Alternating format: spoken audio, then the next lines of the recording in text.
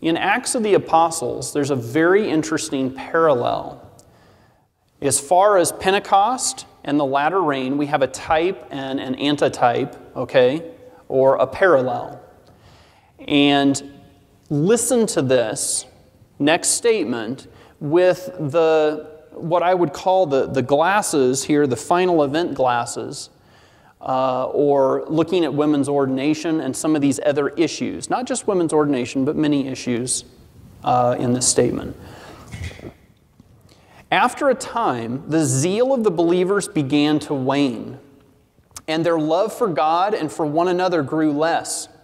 Coldness crept into the church. You feel like that's happening?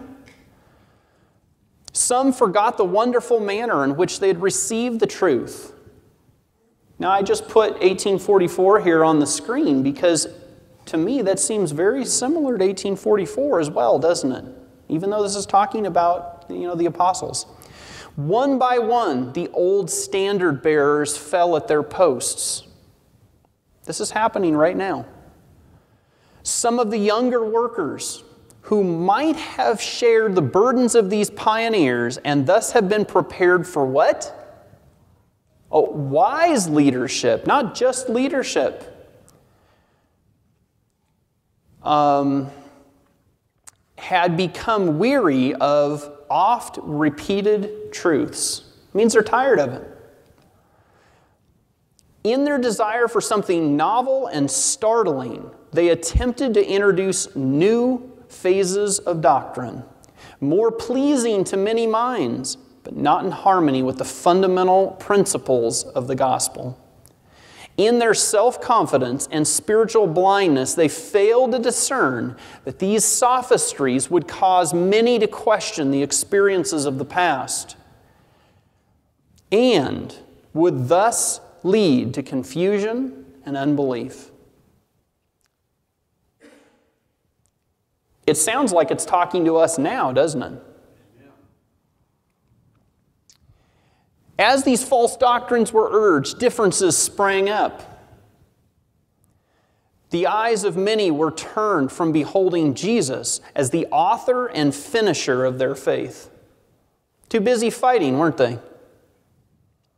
The discussion of unimportant points of doctrine and the contemplation of pleasing fables of man's invention occupied the time that should have been spent in proclaiming the gospel. The masses that might have been convicted and converted by a faithful presentation of the truth were left unwarned.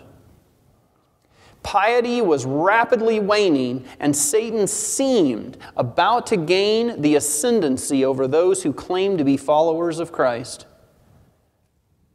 Now, if I hadn't given you the context on that, you probably would have thought it was talking about today. Right? It's quite clear. So, history.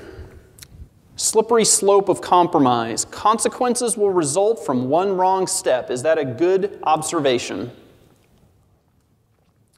To Eve, it seemed a small thing to disobey God by tasting the fruit of the forbidden tree and to tempt her husband also to transgress. But their sin opened the floodgates of woe upon the world. Who can know in the moment of temptation the terrible consequences that will result from one wrong step? Patriarchs and prophets. Now, we're going to talk a little bit about the history of the Episcopal Church. The Episcopal Church has been in the news a fair amount in the past few years. And why is that? They began to ordain homosexual priests. And as I thought about that, I was impressed to go back and study their history. How did they get to that point? Did it just happen? Or was it a series of compromises? Let's take a look at their history. The events that led to the ordination of homosexual bishops in 2003. 1976, women's ordination was permitted. This is what it says at Wikipedia. You can look this up for yourself. The General Convention permitted the ordination of women in 1976. The first women were canonically ordained to the priesthood in 1977. So it was the very next year they ordained women, correct? The Episcopal Church affirmed at the 1976 convention also that homosexuals are children of God who deserve acceptance and pastoral care from the church and equal protection under the law. Now, I'm not going to take a huge issue with that, but what I will do is I will summarize. They softened their stance towards homosexuality. Is that a fair assessment? Okay. The first openly homosexual priest, Ellen Barrett, was ordained when? So they wasted no time with this. 1 year. Not only did they have women's ordination, but they were already moving into the ordination of homosexuals to the priesthood. Now, priest in their hierarchical structure in their church, priest is like pastor for us, all right? Then you have bishop above that, okay? Do you understand? So we're talking about at the priest level with both of these. That would be the local congregation level, okay? Does that make sense? Now, 1989, the first female bishop was ordained, okay? So now we're moving up the chain. The first female bishop, Barbara Harris, was consecrated on February 11, 1989. At the time of the formation of ACNA, 3 U.S. dioceses did not ordain women at all. All dioceses of TEC are now ordain women. The 2006 election of Jeffords Shorey as the church's 26th presiding bishop was controversial in the wider Anglican community because she is a woman, and the full communion does not recognize the ordination of women. Now, I just want to ask you, we're already partway into this mess, okay, in this timeline of history. Where did it start, friends? It started with the ordination of women. Or am I wrong? Now, I would also say there's a lot of compromise probably led to that decision. Is that fair to say? She's the only national leader of the church in the Anglican community who is a woman. In addition, 8 American dioceses have rejected her authority and have asked the Archbishop of Canterbury, Rowan Williams, to assign them to another national leader. I'm going to ask you, did this cause major strife and division in their church? Was this a really good idea? I'm sure it was pushed as a good idea. But in practicality, how did it work out? Do we want to go down the same road? We've got plenty of examples, even modern history. Why would we do this? 1991. They tried to reaffirm marriage, but it was too late, friends. It was too late.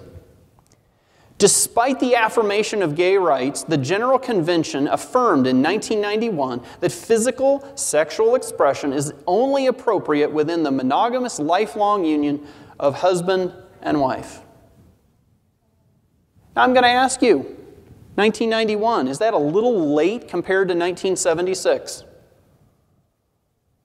Where was this back in 1976? It's a slippery road, isn't it? One step leads to another, and we've been given warnings in history. 2003, the first homosexual bishop, the first openly homosexual bishop that they know about, Gene Robinson, was elected June 2003. They elected him. Anybody seen the last page of the Gleaner that just arrived a day or two ago? I'll just leave it at that. We'll move on. But there's a warning there, friends. We're headed down the same road, and I'm concerned. The meeting's final communique included the warning that if Robinson's consecration proceeded, 2003, It would tear the fabric of the communion at its deepest level. That was homosexual. But where did it start? Remember where it started. Now, I'm going to meddle. This scared me. The Seventh-day Adventist Church on Wednesday, talking about October, this last October, reaffirmed its stance against homosexual activity and same-sex marriage, but also softened the denomination's position statement to offer compassion towards gay and lesbians. Now, I'm all for compassion, all right? Seriously. I know people that are, that have this problem. Don't get me wrong. But I would like to say this came right at about the same time that the whole eruption came on women's ordination again, and we started talking about it. And this just slipped through and nobody noticed. This is Adventist News Network, friends. I'm not making this up.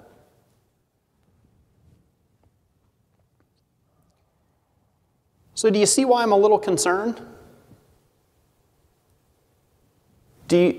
Honestly, do you think that my concerns are founded here? It seems like we're headed down the same road.